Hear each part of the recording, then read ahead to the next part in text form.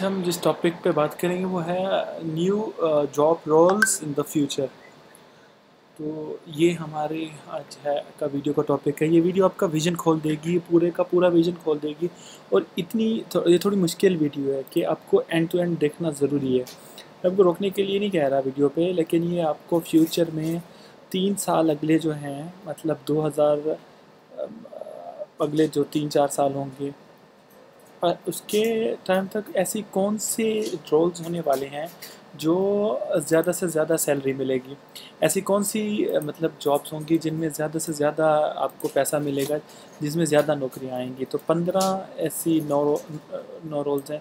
ये जो सारे मैं आपको बताने वाला हूँ, ये linkedin.com के ऊपर उनकी रिसर्च जो है ना, उसके अकॉर्डिंग ये सारे रोल्स बताए हैं।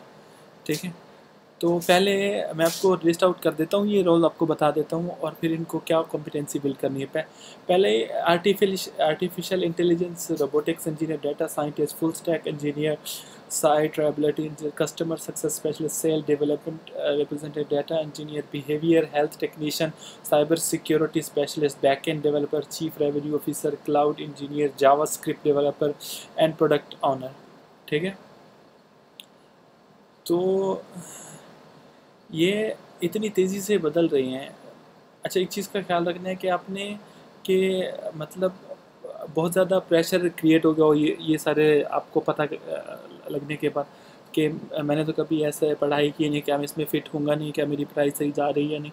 तो सारे क्वेश्चन आपके ठीक है, लेकिन आप एक लार्ज एंड विजन देख लें कि इन सब रोल्स के लिए जो है ना, आपको सबसे ज़्यादा क्रिटिकल जो कॉम्पिटेंसी बिल्ड करनी है वो ये है कि आप फ्यूचर के लिए तैयार हो जाएं। देखिए, फ्यूचर बहुत तेज़ी से बदल नहीं रहा, बदल चुका है।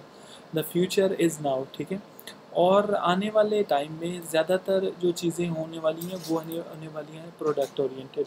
ठीक है, बहुत सारी कंपनीज ऑटोमेटिकली प्रोडक्ट, अपनी सर्विसेज को वो प्रोडक्टाइज कर देंगे और प्रोडक्ट कंपनी वो ऑटोमेट करना शुरू कर देंगी।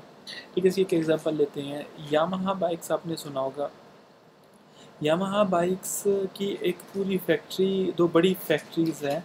तो जो है ना, उन इन यामा की जो जो फैक्ट्रीज़ हैं, इनकी जो बाइक्स हैं, उनको अगर आप बनता देखें तो आपसे एक सवाल है कि अच्छी जो उनकी फेज़र बाइक हो, जो स्पोर्टी बाइक हो यामाहा की, उसको कितना टाइम लगता होगा उसको उसको बनाने में। उसके ढांचे से लेके मतलब खाली ढांचे से लेके पूरी एक बाइक बनने में कितना टाइम लगता हो ऑन एन एवरेज।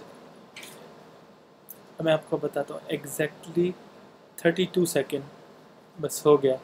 32 सेकेंड में एक बाइक एंड टू एंड ढांचे से पूरी बाइक बन जाती है। ये कैसे मुमकिन होता है? ये एक मतलब होता है पूरी की पूरी एक असम्बली लाइन खड़ी है, जहाँ पे बहुत कम लोग हैं। असम्बली लाइन चलती जा रही है, एक बाइक इंसान का पार्ट चेक कर रहा है तो वो पार्ट ही चेक कर रहा है।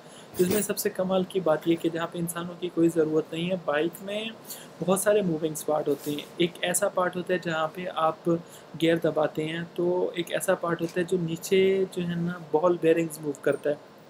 आपको एक बड़े कमाल की बात बताता हूँ कि जो है ना, उनके बॉल बेयरिंग के हर बाइक के अंदर तकरीबन 8 से 10 होते हैं।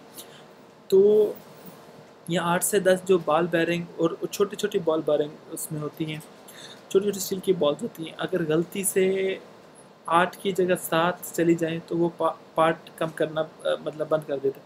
अब ह्यूमन ये गलती कर सकता है, कोई भी कोई भी ह्यूमन ये गलती कर सकता है, 8 की जगह 7 को डाल सकता है, पार्ट काम करना बंद हो गया।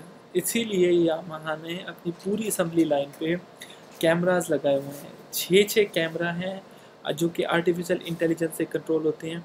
ये कैमरास हर चीज़ को देख रहे हैं कि बॉल सही से डली है या नहीं। जो बॉल बेयरिंग है उसका साइज़ भी नाप लेते हैं रियल टाइम में, माइक्रो सेकेंड के अंदर वो उसका साइज़ नाप लेते हैं। तो ये सब के सब कैमरे अपने आप काम करते रहे 24 घंटे 7 दिन बगैर थके। ये है कमा आज की टेक्नोलॉजी का। ठीक है, आपको ध्यान रखना है कि आने वाला जो टाइम है वो बहुत ही डिफरेंट है और आप सबको इन्हीं सभी रोल्स के लिए तैयार रहना है। मैं आपको ये नहीं कह रहा कि आज जो नौकरियां हैं वो ख़त्म हो जाएंगी, लेकिन मैं ये कह रहा हूँ कि एवोल्यूशन बहुत तेज़ी से हो रहा है। जो कि आपके पेरेंट्स के टाइम पे था वो अब नहीं है। एवोल्यूशन बहुत तेज़ हो गया। आपको जो कॉम्पिटेंसीज बिल्ड करनी है उसमें कुछ रोल्स के बारे में मैं आपसे बात करूँगा कि सबसे पहले कि आर्टिफिशियल इंटेलिजेंस स्पेशलिस्ट। ठीक है, हर कोई एआई स्पेशलिस्ट तो नहीं बन सकता ना। ठीक है, तो इसके लिए आपको बहुत सारी कोडिंग समझनी होगी, बहुत और मशीन लर्निंग लैंग्वेज, और जो है ना, ऐसा नहीं कि कोई आदमी समझ ही सकता है, लेकिन इट्स जस्ट दैट कि आपका शायद वो इंटरेस्ट नहीं है कि अगर आपको आने वाले टाइम में यही फ्यूचर है और उसके अलावा कुछ नहीं है, तो फिर जाहिर बात है हर कोई इस पर मूव करेगा। दूसरा है एआई रोबोटिक्स इंजीनियर, जो बहुत सारे जो रोबोट्स में जो फैक्ट्रियों में काम करेंगे। रोबोट को नहीं बनाएगा, रोबोट को एक इंसान ही बनाएगा। और रोबोटिक्स इंजीनियर एक क्रिटिकल रोल है। इसके लिए आपको फिज़िक्स समझना बहुत ज़रूरी है, साइंस समझना बहुत ज़रूरी है। इसके लिए आपको हार्डवेयर समझना ज़रूरी है, सॉफ्टवेयर समझना बहुत ज़रूरी है। फिर आती है बारी डाटा साइंस की। डाटा साइंटिस्ट आज ये कंपनी रोल बहुत सारी कंपनीज़ में, जैसे बड़ी कंपनीज़ का आप नाम ले सकते हैं, जैसे YouTube, Facebook, LinkedIn, Twitter, internet industry, FMCG company भी डाटा साइंटिस्ट का रोल है इनमें। ये डाटा साइंटिस्ट वो इंसान या वो टीम होती है जो पीछे बैठ के कंपनी के सारे नंबर्स को चेक करती है और उनसे जो है ना इंटरेस्ट निकालती है। ठीक है, जैसे कोई बड़ी कंपनी है जैसे यूनिलेवर, तो जो है ना उन्होंने 10 करोड़ का रेवेन्यू जनरेट किया, तो वो कैसे हुआ? ठीक है, तो उसका क्या फ़ायदा था, उसमें क्या हमारी जो है ना बॉटम लाइन बनी, क्या टॉप लाइन बनी, क्या मार्जिन हमने दिए। एक डाटा साइंटिस्ट सारा डाटा पढ़ने के बाद वो आपको उसका एनालिसिस दे देता है। ये बहुत क्रिटिकल रोल है, सबसे हाईएस्ट पेड रोल है ये आज के टाइम पे। ठीक है, फिर टाइम आती है फुल स्टैक इंजीनियर। ये वो लोग होते हैं जो चैम्पियन होती हैं, मतलब एक टाइम फुल स्टैक इंजीनियर जो कि फ्रंट एंड बैक एंड जो है ना हर तरह की इंजीनियरिंग कर पाते हैं, कोड कर पाते हैं, फ्रंट एंड बैक एंड का कोड लिख लेते हैं, ये इंफ्रास्ट्रक्चर भी समझते हैं, ये सारा कुछ समझते हैं। तो फुल स्टैक इंजीनियर अगर आप हैं तो बहुत डिमांड में होंगे, स्पेशली द मोबाइल ऐप्स का जो ज़माना है उसमें मोबाइल ऐप तो सिर्फ फुल स्टैक इंजीनियर के साथ ही बनती है। ठीक है, अब कस्टमर सक्सेस स्पेशलिस्ट जो है ये क्रिटिकल रोल है। इसमें जो क्रिटिकलिटी जो बिल्ड करनी है, जो कॉम्पिटेंसी आपको बिल्ड करनी है, वो ये है कि आपको पहले कस्टमर को समझ पाएँ, आप डेटा को समझ पाएँ, आपको एनालिटिकल स्किल सेट हो, आप साथ में एक एग्जीक्यूटेड मतलब ओरिएंटेड हो। कस्टमर सक्सेस आपको फ़ोन पे देना हो या सोशल मीडिया पे देना हो, आपको सोशल मीडिया के का भी आपको स्ट्रॉन्ग नॉलेज होना चाहिए। कस्टमर सक्सेस के लिए एक और स्किल्स क्या होता है कि क्योंकि एग्जीक्यूशन की बात हो रही है, जिसको कहते हैं 24/7 वर्क एक्सपीरियंस। ठीक है, कस्टमर तो कभी भी आपसे ख़रीद सकता है। Amazon.com ये थोड़ी कहता है कि रात के 12 बजे मेरी साइट बंद होगी, मैं आपको ट्रांजैक्ट नहीं करने दूंगा। आप 2 बजे जाइए शॉपिंग करिए, 3 बजे जाइए शॉपिंग कीजिए। Amazon.com 24 घंटे 7 दिन काम कर रहा है। तो कस्टमर सक्सेस का ये मतलब होता है कि 24 घंटे 7 दिन आपका ऑपरेशन चल रहा है, वो बंद नहीं होगा। तो अगर आपको ये रोल में जाना है तो आपके अंदर ये कॉम्पिटेंसी बिल्ड करनी होगी, आप 24 घंटे 7 दिन काम करने के लिए तैयार हो। आपको ऑपरेशनल स्किल्स बहुत स्ट्रॉन्ग होना होगा, आपको एनालिटिक्स स्किल्स बहुत डेवलप करनी होगी, टाइम मैनेजमेंट बहुत ज़्यादा क्रिटिकल है इसमें। आपको ये भी बिल्ड करना होगा कि आप जो है ना मल्टीपल लोगों के साथ जो है ना काम कर सकें। मैंने आपको पहले शायद एक वीडियो में बताया था कि team work is very important as a competency. आप मल्टीपल लोगों के साथ आप काम करने के तभी आप कस्टमर सक्सेस स्पेशलिस्ट बन सकते। फिर अब आती है सेल्स डेवलपमेंट रिप्रेजेंटेटिव। ये एक इम्पॉर्टेंट रोल है जिसको बहुत सारी कंपनी SDR कहती हैं। आजकल सेल्स डेवलपमेंट रिप्रेजेंटेटिव इसलिए बनाए गए हैं क्योंकि काफ़ी सारी कंपनीज फनल पे काम करती हैं। कॉप पे जितने सारे कस्टमर हैं, जितने ज़्यादा रिफाइंड कस्टमर मिलेंगे उतने ही हमें मिलेंगे। फनल पे बहुत सारी वीडियोज़ की हैं ऑलरेडी, इंटरेस्टिंग कोर्स जैसे हमारी मार्केटिंग के और फ़नल के ऊपर हमने काफ़ी वो की है। तो SDR जो है ना अगर आपको बनना है तो आपको 2 क्रिटिकल कॉम्पिटेंसी ज़रूरत है। पहला है सेल्स की कॉम्पिटेंसी कि आपको क्लियरली समझ आना चाहिए कि मेरा सेल है क्या है, उसको मैं क्या वैल्यू डेवलप करूँगा। तो दूसरा आपको प्रपोज़ल जो है ना कस्टमर के हिसाब से कस्टमाइज़ करके आप उसको प्रपोज़ल दे सको। फिर बारी आती है डेटा इंजीनियर की। डेटा साइंटिस्ट अलग चीज़ है, डेटा इंजीनियर उसी के सेम वही कैपेबिलिटीज़ बिल्ड करनी है जो डेटा साइंटिस्ट के लिए। एक पॉइंट है जो बहुत ही क्रिटिकल है, साइबर सिक्योरिटीज़ पे। ये अब 8वां है हमारा। आने वाला टाइम इतना मुश्किल है, आप दिन रात देख रहे हैं हैकिंग हो रही है। किसी ने ATM को हैक कर दिया, किसी ने अपने क्रेडिट कार्ड को हैक कर दिया, किसी ने वेबसाइट को हैक कर दिया, किसी ने आपकी जो है ना साइबर सिक्योरिटी स्पेशलिस्ट बहुत डिमांड में, आने वाले टाइम में और भी ज़्यादा डिमांड में होने वाला। अगर आप स्पेसिफिकली साइबर सिक्योरिटी स्पेशलिस्ट बनना चाह रहे हैं तो आप इस स्कूल या कॉलेज में एक ऑनलाइन कोर्स अपने स्कूल या कॉलेज के टाइम पे ज़रूर ज्वाइन कीजिए। तो ऑनलाइन में जो है ना, ऑनलाइन बहुत से कोर्सेज अवेलेबल हैं। तो अगर आप बहुत क्रिटिकल करियर बनाना चाहते हैं तो आज ही आप एक काम कीजिए कि अगले 3 साल के अंदर, 4 साल के अंदर आप मतलब इसराइल में जा सकते हैं। यूएस, जर्मनी या इंडिया नहीं है, इसराइल ऐसा इतनी कंपनीज़ हैं, उसमें सब साइबर सिक्योरिटी की सबसे बेहतरीन टेक्नोलॉजी इसराइल में ही है। ग्लोबल कंपनीज है वहाँ पे साइबर सिक्योरिटी की, और आपके लिए वो सबसे अच्छा डिज़ाइन। अब आ रही आती है chief revenue officer. Chief revenue officer वो इंसान है जो कंपनी का पैसा लेके आता है, जिसकी वजह से सारी सैलरी आती है। सिंपल। चीफ रेवेन्यू ऑफिसर बहुत ही क्रिटिकल रोल है। आज से कुछ टाइम पहले, 2-3 साल पहले जो है ना, चीफ और बिजनेस ऑफिसर हुआ करते थे। आज भी कुछ कंपनीज में है, लेकिन ये वो लोग होते थे जो सिर्फ सेल्स पे फोकस करते थे, सिर्फ सेल्स पे। वो प्रोडक्ट पे भी फोकस करता है चीफ रेवेन्यू, सिर्फ सेल्स ही नहीं। वो प्रोडक्ट टीम को फीडबैक जाके देता है, क्योंकि आपका प्रोडक्ट अच्छा नहीं है या बहुत अच्छा है तो उसकी वजह से सेल्स बढ़ी है, कम हो रही। तो वो प्रोडक्ट को भी समझता है, प्रोसेसेस को भी समझता है, ऑपरेशंस को भी समझता है। चीफ रेवेन्यू ऑफिसर वो है जो प्रोडक्ट, प्रोसेस और ऑपरेशन, मतलब प्रोडक्ट को समझ के रेवेन्यू बनाए।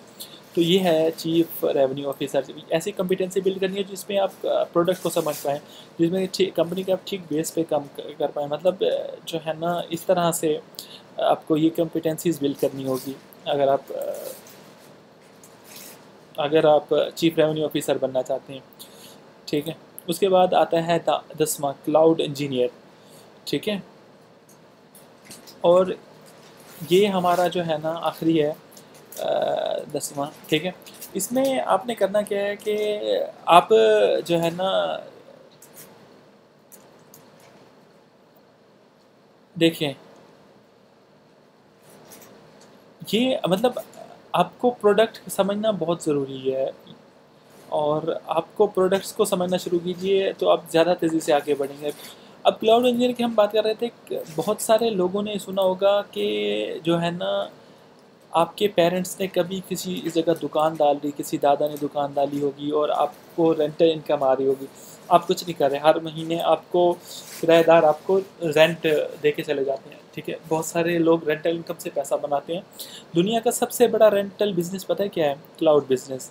तो दुनिया का सबसे बड़ा रेंटल बिजनेस जो है ना, जो सबसे ज़्यादा रेंट जिसको मिल रहा है क्लाउड बिजनेस का, वो अमेज़ोन वेब बिजनेस है। अमेज़ोन सारी बड़ी एप्लीकेशन जो है ना अमेज़ोन के वेब के ऊपर चलती हैं। फिर उसके बाद आता है गूगल क्लाउड। गूगल क्लाउड और अमेज़ोन क्लाउड, ये दुनिया के सबसे बड़े रेंटल बिजनेस। इन्होंने करोड़ों रुपए की, मिलियंस ऑफ डॉलर्स की जो है ना इन्वेस्टमेंट करके, इन्होंने इन्वेस्टमेंट करके, ये कोई छोटे मोटे सर्वर्स नहीं है, मैसिव, बहुत लिटरली आधे आधे शहरों के सर्वर्स हैं। कुछ समंदरों में तैर रहे हैं, कुछ जो है ना, बहुत इंटरेस्टिंग ये टेक्नोलॉजी है। इसमें मिलियंस ऑफ डॉलर्स का खर्चा होता है। वो खर्चा करने के बाद आज हम जैसे लोग इन्हें महीने का कुछ खर्चा देते हैं, रेंटल इनकम देते हैं। अगर एक दफ़ा क्लाउड इंजीनियर बन गए तो क्लाउड की पूरी इंडस्ट्री में जो है ना आपके पास मैसिव ग्रोथ है। ठीक है। क्लाउड सिर्फ इंजीनियर से नहीं, क्लाउड की एक पूरी की पूरी इंडस्ट्री है। मतलब इसमें क्लाउड टेक्नोलॉजी की हम बात करें, क्लाउड टेक्नोलॉजी की पूरी इंडस्ट्री है। इसमें जो है ना इंजीनियर्स चाहिए होते हैं, नेटवर्क के इंजीनियर चाहिए होते हैं, इंफ्रास्ट्रक्चर मैनेजमेंट चाहिए होती है, और मार्केटिंग इंजीनियर्स चाहिए होते हैं। ठीक है। तो ये है इसमें क्लाउड इंडस्ट्री में। और इसके बाद कॉम्पिटेंसी इसमें वेरी नीश है। आप जो है ना इंफ्रास्ट्रक्चर समझ आना चाहिए, आईटी इंफ्रास्ट्रक्चर। अगर वो आता है आपको तो आप क्लाउड स्पेशलिस्ट बन सकते हैं, नहीं आता तो आप नहीं बन सकते हैं। इसका मैं आपको एक एग्जांपल देता हूँ। गूगल की जो क्लाउड स्पेशलिस्ट वहाँ पे जो उनकी सिक्योरिटी हेड करता है, वो हर महीने, आपको एक इंटरेस्टेड बात बता रहा हूँ, कि हर महीने ऐसी सिचुएशंस क्रिएट करती हैं कि मान लीजिए कि आज एक बड़े क्लाउड सेंटर में आग लग गई, मान लीजिए, तो क्या होने वाला है? मतलब आपको लगता है क्या पूरी की दुनिया गूगल बंद हो जाएगा, या गूगल क्लाउड पे जितनी भी एप्लीकेशन चल रही है वो बंद हो जाएगी? नहीं, ऐसा नहीं होगा। उनके पास ऐसा इंफ्रास्ट्रक्चर है कि एक डाटा सेंटर में, एक पूरे क्लाउड इंफ्रास्ट्रक्चर में आग लग गई, सारा कुछ तहस नहस हो गया, तो एक स्विच दबाएंगे, सडनली सारी की सारी एप्लीकेशन का एक कॉपी बनाई हुई है, जो जो क्लाउड कहीं किसी बड़े समंदर में तैर रहा है, वहाँ पे वो ऑटोमेटिकली ऑन हो जाएगा।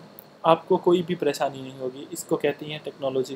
देखिए, इसीलिए कहते हैं फ्यूचर ऑफ द वर्ल्ड। तो आपको अगर एक्चुअली फ्यूचर में रेलिवेंट रहना है, आपको इन 15 स्किल्स को बिल्ड करना होगा।